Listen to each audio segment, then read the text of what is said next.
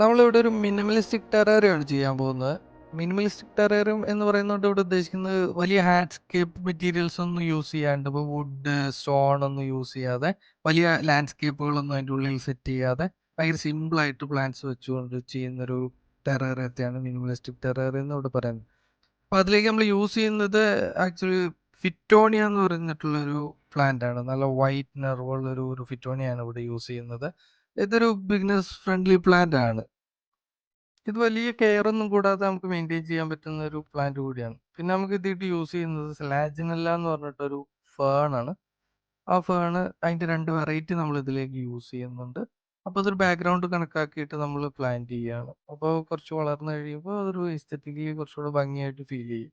അപ്പോൾ അതിന് വേണ്ടിയിട്ടാണ് നമ്മൾ അങ്ങനെ യൂസ് ചെയ്യുന്നത്. പിന്നെ ഇതിൽ വലിയ ഫോർഗ്രൗണ്ട് പ്ലാന്റ്സുകളൊന്നും മുന്നിൽ യൂസ് ചെയ്യാത്തതുകൊണ്ട് തന്നെ നമ്മളവിടെ പെബിൾസ് വെച്ചിട്ടാണ്, റിവർ പെബിൾസ് വെച്ചിട്ടാണ് നമ്മളിത് ഫില്ല് ചെയ്യുന്നത്.